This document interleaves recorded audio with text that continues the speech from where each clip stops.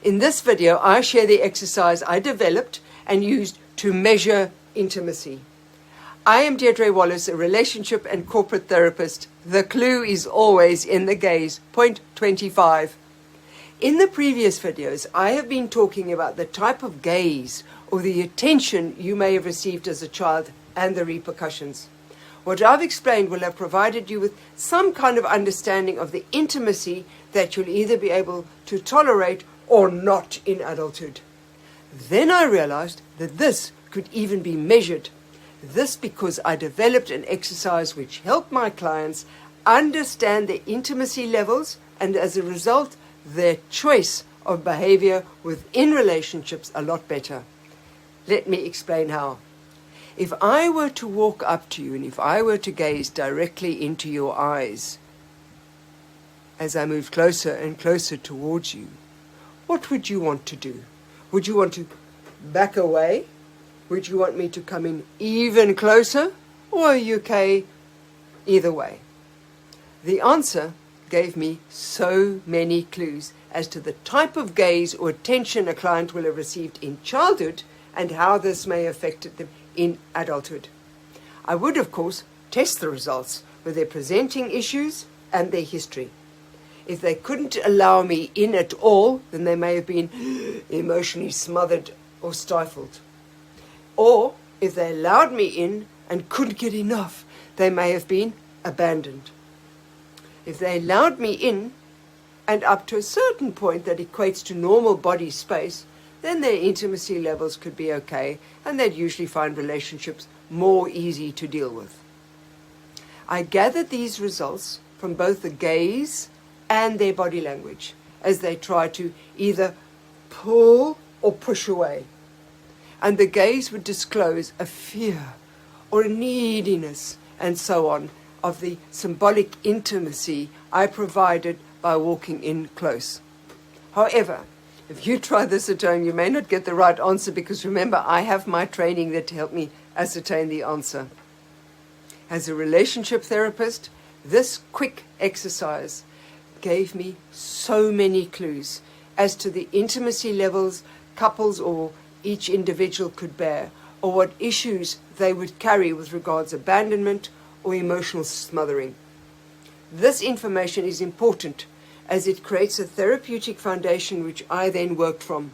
And by checking and rechecking what I had gleaned from the exercises, I was always amazed how much evidence we carry about our past within our eyes, gaze, or within our body language.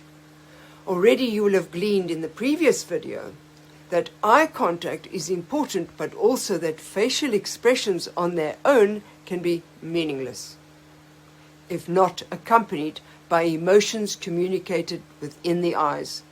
This allows us to get to know someone better, to know what they may be feeling, whether they are happy or sad. And when two people meet and fall in love, you would normally see them gazing long and lovingly into one another's eyes while they embraced and kissed. Or so it would seem for most lovers. However, many may struggle to look into another's eyes for even a second or two. Indeed, they may get nervous, blink and look away, quickly, embarrassed, not knowing what to do with themselves. This provides another clue to past experiences. Let me explain. There is that saying, the eyes are the windows of our souls, which has been attributed to the Bible, Leonardo da Vinci, and William Shakespeare. This saying refers to non-verbal communication that reflects not only our emotions, but also that our eyes can reveal a lot more than what is said. And coupled with our body language, we often communicate more than if we were just to rely on words alone. And it is especially through the gaze and how long we are able to hold the gaze that we can communicate to one another whether we like them or not. Besides possible coyness or even shyness, the longer the gaze, the more we are able to communicate our desire. Also, within the gaze lies the clue to whether you will be able to hold a gaze or whether you will withdraw and look elsewhere in order to protect yourself. protect yourself? Yes, because as already explained in the first 3 videos of this series, intimacy implies abandonment. And how long you are able to sustain your gaze will have been determined by how you've learned to cope with abandonment whilst growing up. In other words, what you do or did or what you feel when you, for example, realize that your mother couldn't be there for you 24/7. It would have started with the realization that a mother cannot keep holding a baby in her arms. At some point, you'll have to put the baby down. And how the baby deals with this loss becomes the foundation of how we relate. And herein lies a further clue. Did you develop trust, or was your trust smashed somewhere along the line, like it was for little John in video 3? If so, were you able to repair it, and are you now able to trust people, or have you remained skeptical?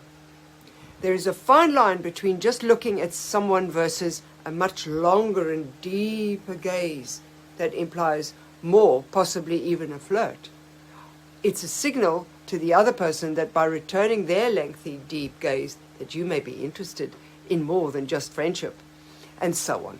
Flirting can be a signal, communicating an interest or a longing possibly for a romance. It can also signal a mutual feeling other than romance.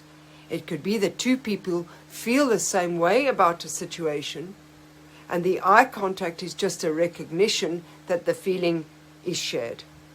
However, for those who may have been emotionally smothered by a parent, a long, deep gaze or any flirting may prove too much because the intimacy would be too scary. It would feel like mummy demanding too much of them and they'd run a mile. Or it may feel claustrophobic, like the confined or cramped closeness that they may have experienced in their very large family.